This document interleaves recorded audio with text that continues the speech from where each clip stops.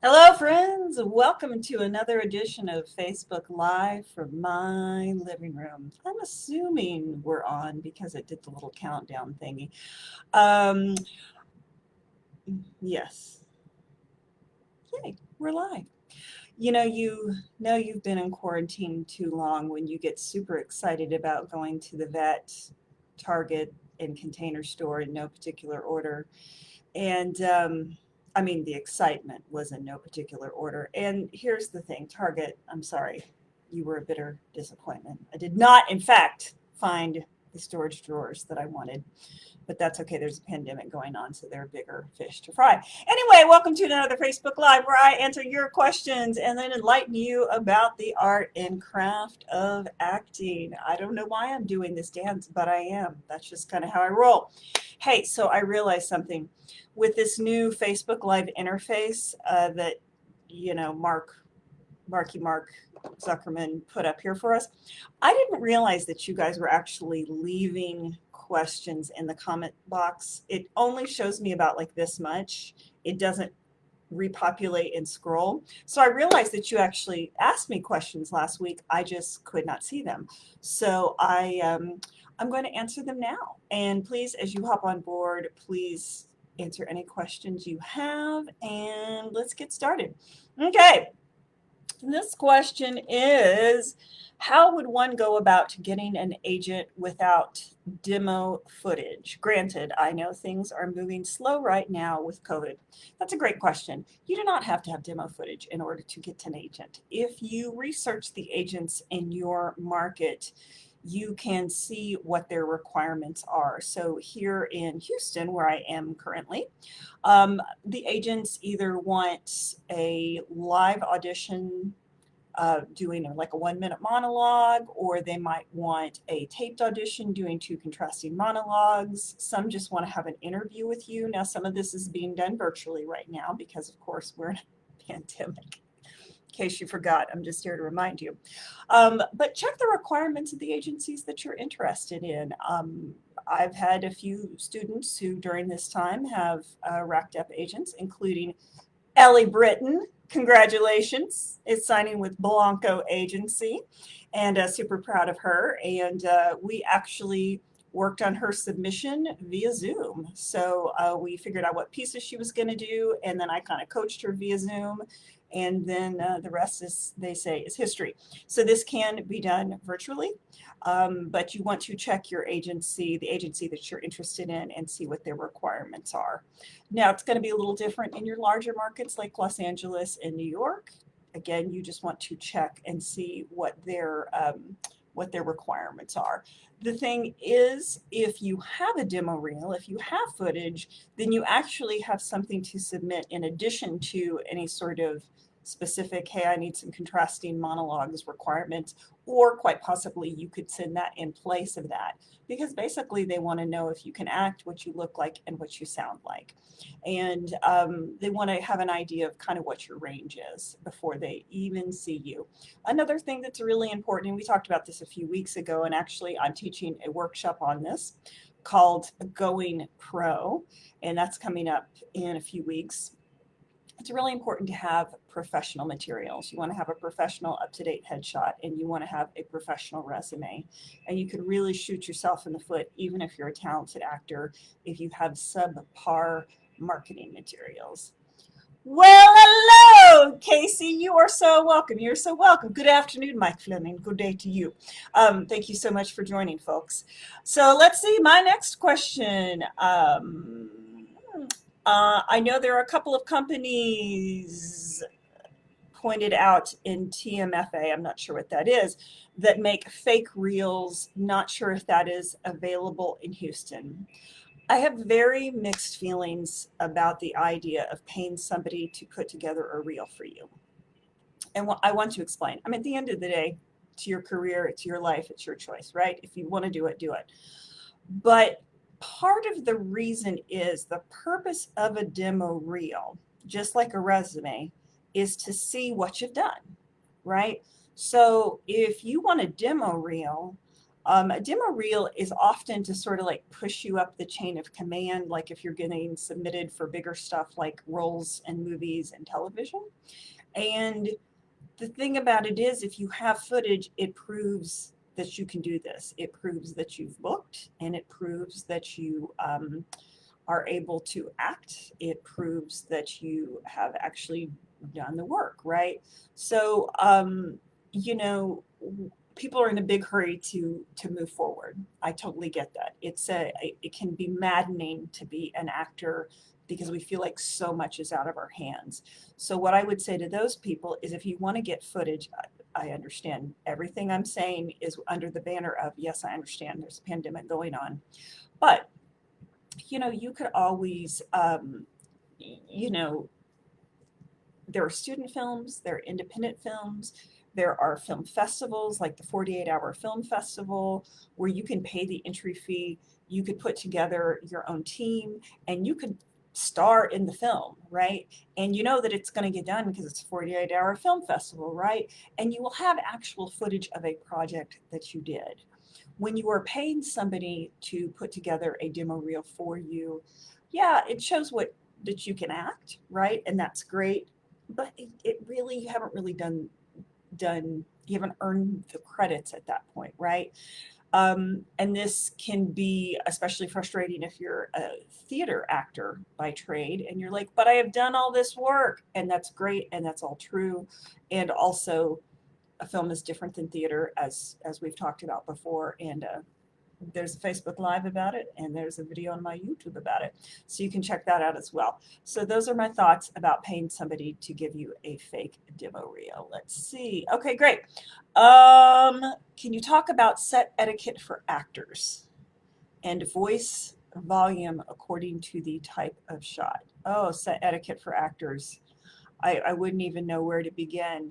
Um, you know,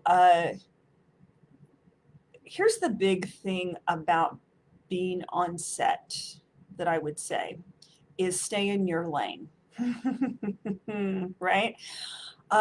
You want to be quiet, you want to be out of the way, and you want to let everyone else do their job, right? So there are going to be times when, you know, you might have a minute or two to joke around with some crew people, or, you know, you run into somebody that you know and you're so excited and you want to chit chat, right? But you're there to do a job, right? And so the best thing that you can do on set is, first of all, spend your time either relaxing so you'll be fresh when you're up, and or preparing, like refreshing the material. If you need to rehearse a little bit, maybe pulling aside your scene partner and saying, can we go someplace quiet and rehearse? But the thing is, you got to be quiet and you got to stay out of the way of all the crew people setting up. You want to give the director room to get his or her thoughts together because they've got a big day ahead. You got to stay out of the way of the first and second AD because they've got to run the whole show. And so often the best thing that you can do is sit quietly with your granola bar and review your lines. True story. You want to keep your phone off. Don't talk on your phone on set. Just turn it off. Leave it in your car. I mean, if you have to have it on silent. And, you know, if you want to play a game or send a text or something, I probably would suggest if you want to do that, bring a tablet instead, only because if your phone goes off for some reason, even if it's one of those emergency alerts, like an amber alert or like a silver alert, you know, you could blow a take, right?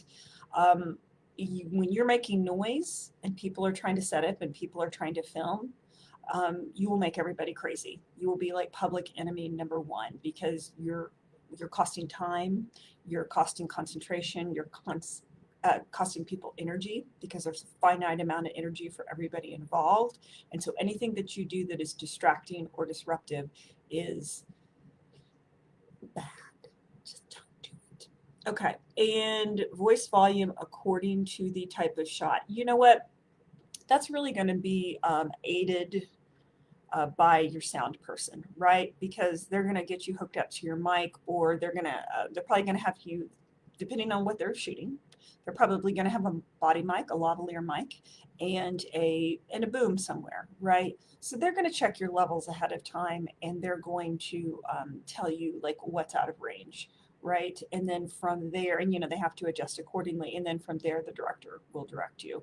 But I would say just a very general rule of thumb is the tighter the shot, the more quiet and still you want to be, because if the frame is really tight and you're doing all this stuff, it's too much for the eye to follow. It's much more effective typically in a very tight shot to be quiet and still.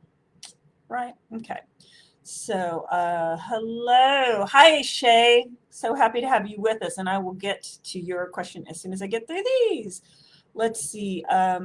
If you've done all of the above, how do you know if it's the right time to start submitting to agents? Is it a good idea to submit to agents outside of Texas too, even if you don't have residency in other states? Fantastic question.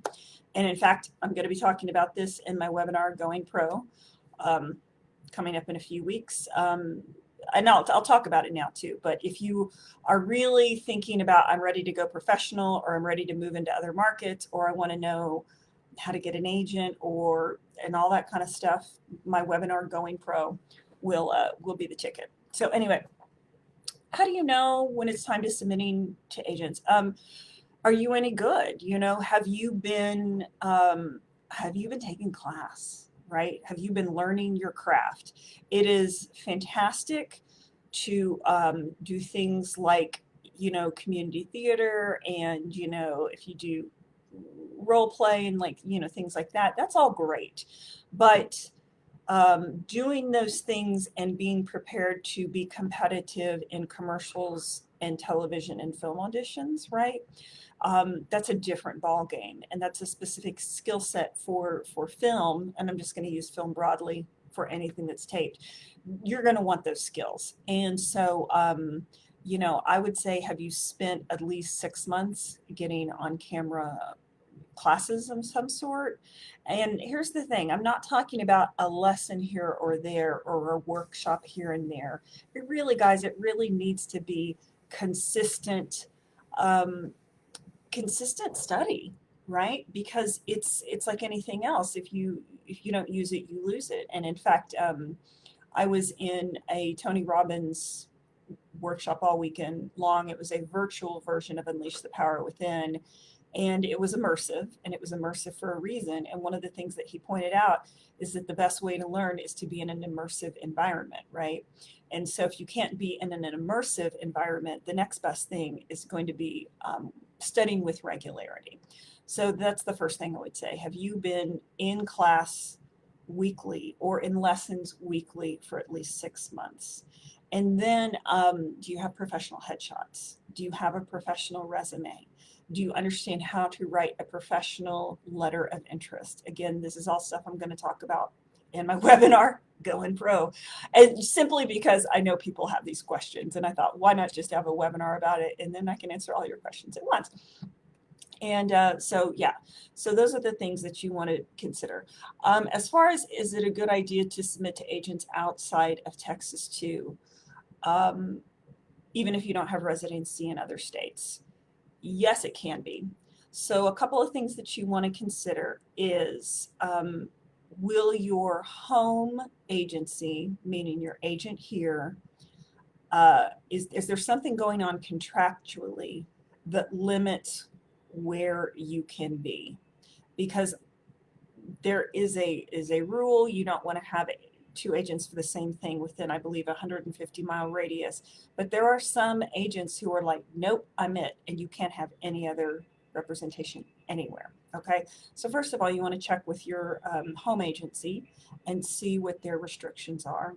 And the other thing is, yeah, I mean, it can be great to have agents, elsewhere. I have agents in Atlanta and in Louisiana, and I do work there.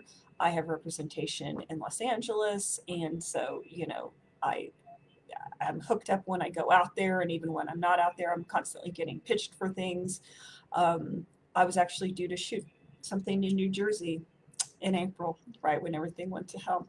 Anyway, the thing that you want to consider though is, are you willing to travel, right? So you don't want to get an agency in another market if you aren't going to feel like flying there for a callback, or you're not going to feel like, you know, putting yourself up in a hotel in order to work local hire, because a lot of those markets, the reason they are big and the reason they get a lot of actors coming from all over is because a lot of people are willing to work what's called local hire, which means you don't expect to get compensated for your travel. Okay, so that means you either have somebody there that you can stay with, or you don't mind putting yourself up because you want to get the credit and you want to get the experience, right? And you may want the credit and experience even if it kind of evens out in the wash and you don't end up really making money. You know, that's a personal decision. But yes, it can be a great idea to get an agent outside of your home state if that's, or even your home city if that's what's right for you. Okay, let's see. Somebody commented, I don't know how many countless times on late night shows where I hear that so and so actor was just walking past a set and just got hired on the spot. I'm like, does this seriously happen? You know, I heard those sort of urban myths, you know, about like, you know, in the old Hollywood studio system, you know, I don't remember who it was, Jean Harlow or Jane Mansfield or one of those people that's like, you know, was found at a soda fountain or whatever. Um, I just wouldn't bank on that. You know, I don't know how true it is. You know, Monroe was Norma Jean Baker. You know, Cheryl Ladd was Cheryl Jean Sophomore. You know, Tom Cruise used to have a different name. You know, there's all sorts of things that studios do, including publicity and spin, and you know, I don't want to say stories, but you know they their job is to spin a tale, and part of that tale can be the fantasy, right? So I don't know how much of that stuff is true. The other thing is, you know, say you did get yanked onto the set, and you know you lucked into this part. Great, fantastic. What then are you going to do with that opportunity, right? Are you going to show up and do the job every day?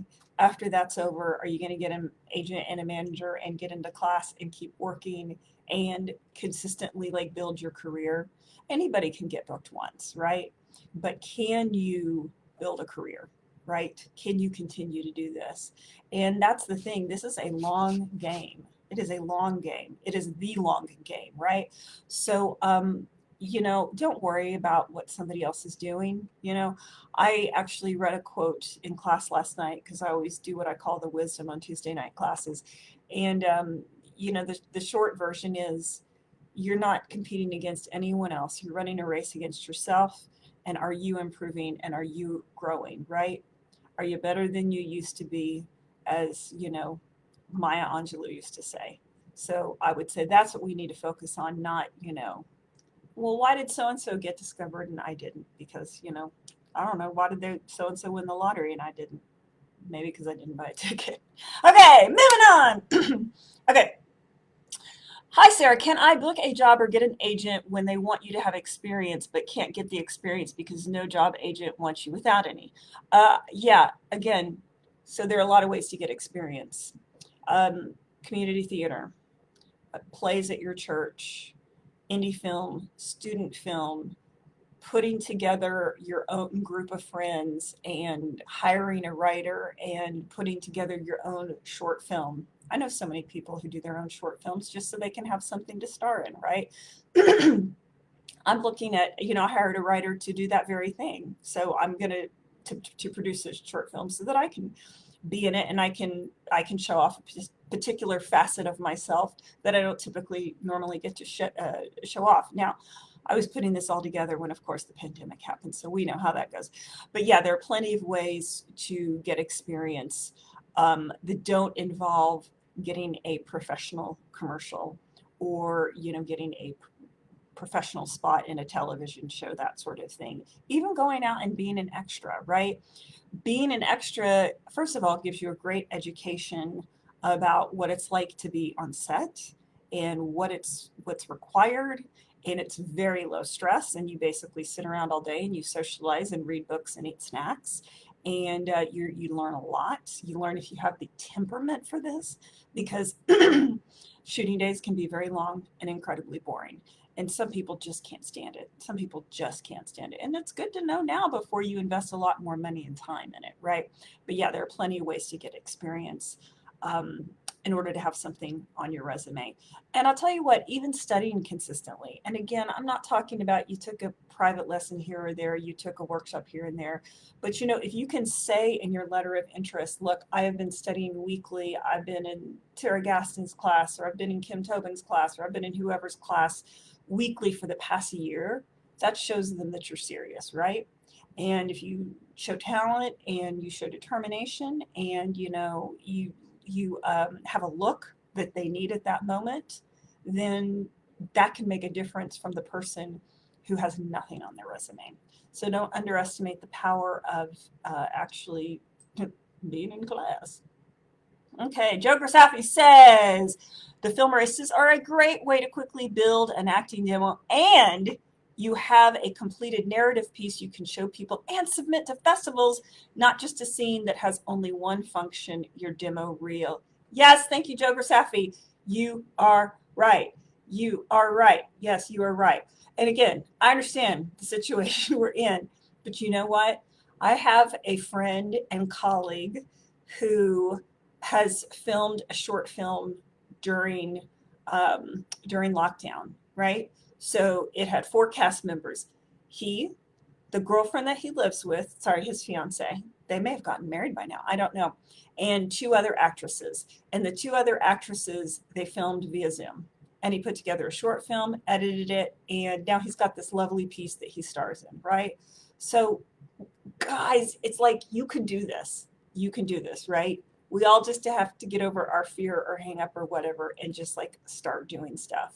In fact, I have a friend from college um, who, anyway, long story short, he and I were in a class together, and he put together this production company called Mediocre Films.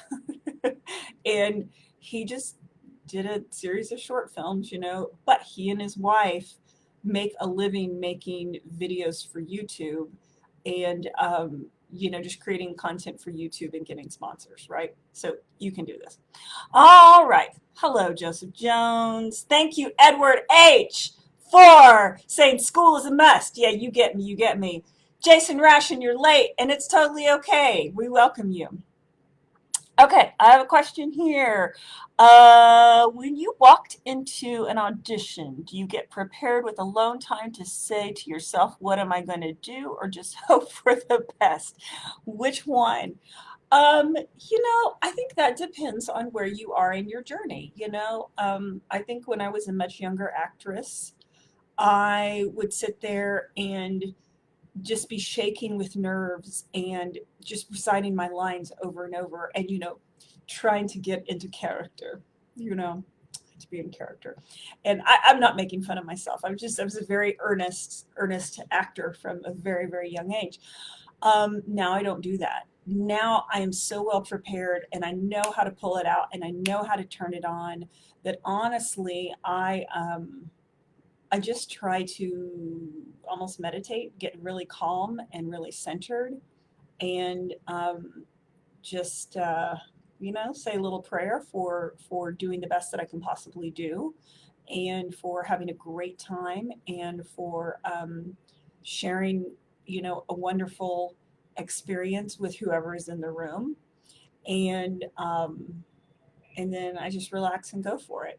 The main thing is, though, and I say this all the time, is be present, right? When you're out there preparing, however you want to mentally prepare, then be there. When you walk in that room, be in that room. When you're in that conversation with those auditors or with your fellow actors, if you're auditioning with more than one person, be with them. When you are in the scene, be in the scene. When the scene is over, let the scene go and be back in the room with the people. And when you go home, forget it. Forget it. It happened. It's over. You did or didn't do what you went in to do or not do, right? And it's done. And then you maybe go get a massage or buy yourself an ice cream or whatever and treat yourself and say, I did that. Yay me. Many, many, many, many, many, many people would never even have the nerve to walk into an audition. So the fact that you walked into that audition or you walked into that acting class and you gave it a shot, right? Hamilton, I'm going to take my shot. I'm paraphrasing, I'm sure. But the fact that you are trying, guys, this is a terrifying business. It's a terrifying, difficult, difficult business. The fact that you were even trying deserves praise, right? So give yourself credit for trying and for even doing it no matter how the audition goes. Okay? Super. All right. Hello, Veronica. I'm good. I'm good. Thank you. Uh, Robin Jones says, how can I be cool like you and Joe? I'll take my answer off mic. Robin is a friend from high school theater, and he has gone on his own acting, directing journey. So you're being funny, and I love you, Robin. Let's see. Okay, great. Is it more reliable for a beginner to find work through Facebook postings than Actors Access casting networks? I don't know quite how to answer that. Here's what I'll say. Actors Access and casting networks are what agents use. Now, if you submit for something that a casting director posted because they're working with agency actors on a project, you may or may not even get considered, okay? There are some things that, leak into Actors Access and casting networks that maybe weren't supposed to, maybe it was meant only for some agency folks and somebody got a hold of it, right? Facebook is a dicey proposition because you kind of it's an unknown quantity, right? I can't tell you the number of auditions, for film that I went on in my early years, like places I went, situations I ended up in, nothing ultimately dangerous, but I do remember a couple of different times, like being alone with somebody in an apartment going, oh shit, like, I hope this person isn't a serial killer, right? So nothing bad happened ultimately, right? But yeah, some of the stuff that's posted on Facebook can be totally legit, and some of the stuff can be just bozo stuff, and some of it might be dangerous, right? So you really have to just go in with your antenna up. And what I would recommend is never ever go to it. I don't do what I did. Never ever go to an audition at somebody's home or apartment alone. Always bring a friend, and if you're a female, I would bring a male friend. I actually had a male actor friend who, for a long time, we just went to auditions together. Like, we made the assumption that if there was something in it for him, there was something in it for me, and vice versa. I'm talking about like indie film stuff. And we'd drive back and forth to Austin, or we'd go to stuff here. But we went together, and for me, it was a safety thing. And it was just to kind of have like your comfort animal, right? So yeah, backstage is another area. I know people find things on Backstage, Short Films Texas, the Texas Film Commission website. There are a ton of places. Again, I'll talk more about that stuff in my Going Pro webinar. So I hope some of you will join me for that. Do you use a method for memorization, or do you try to understand the scene and break it down by beat to memorize? This is something I'm trying to work on. Mallory, fantastic question. So I was actually talking to a student about this last night in a private session. There is a particular method that I use, and rather than spending time on it, what I'm going to do, Mallory, is direct you to my YouTube channel. And there is a video on there called How I Memorize Lines, something like that. Anyway, that is the best method I have learned for memorizing lines. And I've tried every possible, trick in the book. And I've been memorizing lines in earnest since I was 14. So, last 10 years or so. So I've got about 10 years experience. I'm joking. I'm joking. Yeah. So check it out. YouTube channel, Sarah Gaston, and yeah, look up how I memorize lines. Carlos, you're the sweetest. I love you. Okay. Judy, I love you. Thank you. Thank you. You're so sweet.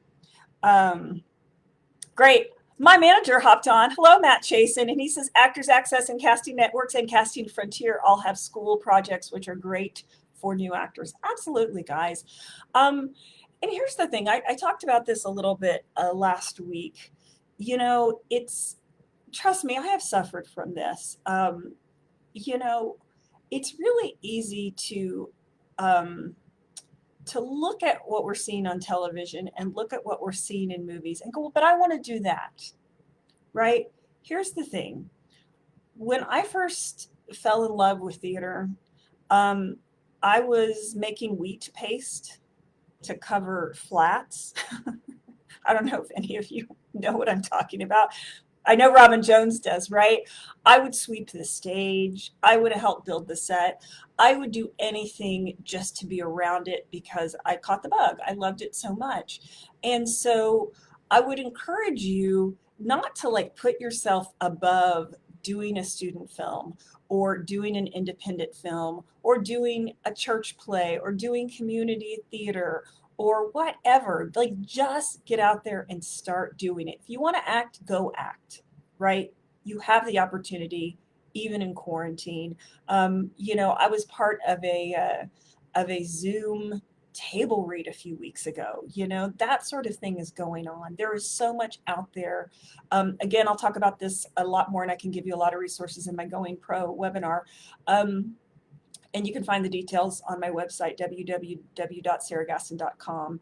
But there's plenty of stuff out there, even right now. The main thing I would say about what's going on right now is just go in with both eyes opened and make sure and keep yourself safe, right? And maybe the best way you can keep yourself safe is only do projects with people kind of in your pod, you know. So your pod are the people that you know have been being super careful and safe, and you know you feel like you can be around them and do that comfortably, right? Or I don't know, maybe they're not in your pod, but you shoot their close-ups across the room and you shoot your close-ups on this side of the room. There are ways around it, believe you me. Believe you me. But I'm so glad that you guys are excited. I don't want anyone to lose their enthusiasm for what we do, right? This isn't a permanent situation, okay? Scout's honor. Okay. All right. Let's see. Any recommendations for demo reel producers? How to choose material? Um, so Anna Lynn, yeah. So I talked about this a little bit earlier. I can't make a recommendation for how to make the fake demo reels. And so, and I talked earlier in this Facebook Live about first of all, I don't know any. And second of all, I talked earlier in the Facebook Live about why I don't think that's a great idea. But in terms of somebody who can put together your material, Wayne Slayton does a really good job from what I understand. He is a local filmmaker. I would also reach out to Larry McKee. He's a phenomenal uh, cameraman. He directs. He's got an amazing equipment, so he's a great editor, so he might be able to edit for you.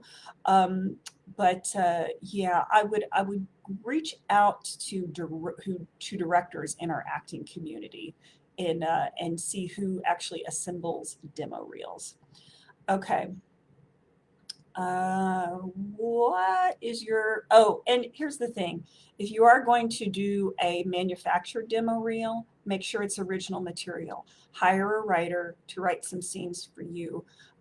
Don't do scenes from something that's already out there. What is your opinion, advice on moving to LA to pursue a career in acting? You know, here's the thing. Life is life, even in Los Angeles, right? So if you want to live in Los Angeles, go live in Los Angeles.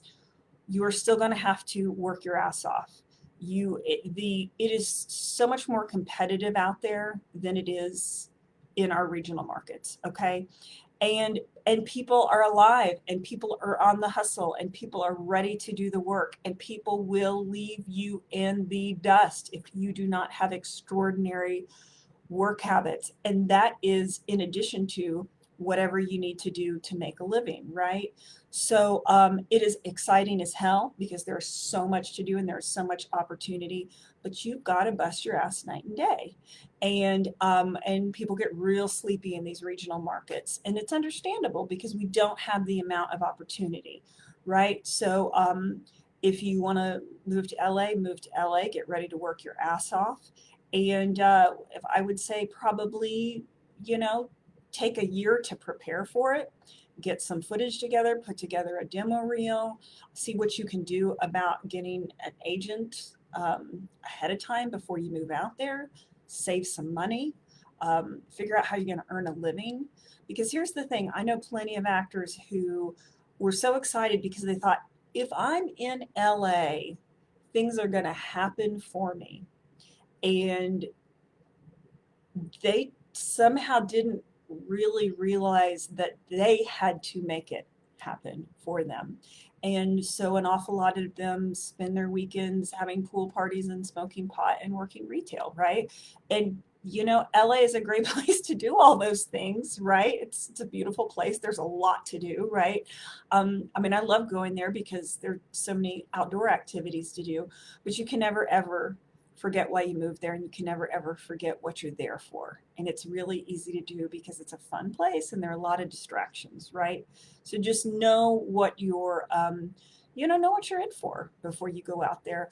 I do a seminar periodically called So You Want to Go to LA, and it's about that. It's like, here are all the things you can do to prepare to go to LA, and that's whether you want to do it for a permanent move or you just want to go out and try pilot season, right?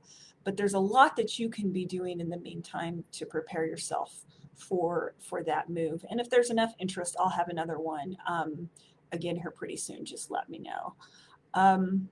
What are the best ways to find student films and indie films? Man, I don't know what to say. Like, Google them. Again, I have a ton of resources. I won't go into them all here.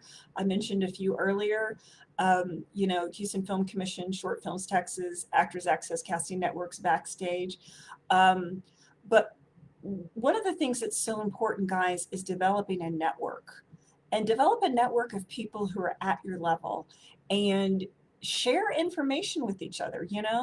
I mean, I'll tell you, I will still go out on set and be a commercial extra on a SAG job, right? First of all, because you get paid, again, a lot of money for no pressure to sit around and eat snacks, and because you just network all day. That's all you do, right? So again, if you really want a ton of resources, sign up for my webinar Going Pro, because I've got a ton of resources to share with you. But there's stuff out there. Honestly, go on Google and, indie film audition, student film auditions. The Art Institute of Houston has a student film department, right? HCC has a film department. It's literally everywhere. Okay. Thank you, Mike. I used to do that with Alyssa Nelson. Yes, she was my wheat paste and flat making buddy. Oh my gosh, Dulles High School. Okay, guys, I am not seeing any more questions in the comment section. I'm so glad I realized what their new interface was. Oh, thank you. Jason Ration says Swamp is a great way to meet indie filmmakers. Absolutely. Yeah, sign up for Swamp, you guys. Join them. You can join Women in Film and Television, and yes, you can do that even if you're a man. But go to the mixers. I think Norman Fitz. I think he's the main person who is advertising right now for the Houston Indie Film Mixers. But I think they're doing it via Zoom, right? But network. I don't care if you're shy. I don't care if you hate networking. You got to get out there and talk to people. I am shy. I hated networking. And you know what I realized? You know what networking is? Meeting new friends. That's really all it is. It's not about going up to somebody going, "Hi, I'm Sarah. I'm an actress and I'd really like to be in your next movie." Right? It's not about that. It's about, "Hey, I'm Sarah. I like to go hiking in Colorado and I think bunnies are fun to hug." you know, or whatever. And just have a conversation with people, right? And be interested in them and be interested in what they're up to, and you know, talk about stuff that isn't just acting related, right? Because a lot of times if you're in the business, like the last thing that you want to do is uh, be plugged for information by somebody, like, you know, they beeline over to you just to pump you for information. Like, have a conversation with them first, and then if the conversation's going well, and you know, you've talked about bunnies and you've talked about hiking, and then you want to slip in one question, or you know, you give them your business card with your headshot. By the way, you should all have business cards with your headshot and your contact information, so that you can just hand it to people at mixers or on set, you know, back when we can be together again. um, but yeah, but don't, you know, don't corner someone and pump them for information. That's not ever a good feeling. So, all right, my loves, if there are no other questions, then I will let you go about your beautiful humid day. And as always, please check out my YouTube channel. It's Sarah Gaston on YouTube. No H. It's not Sarah in the Bible. And you can always subscribe to my email list if you go to my website, www.sarahgaston.com.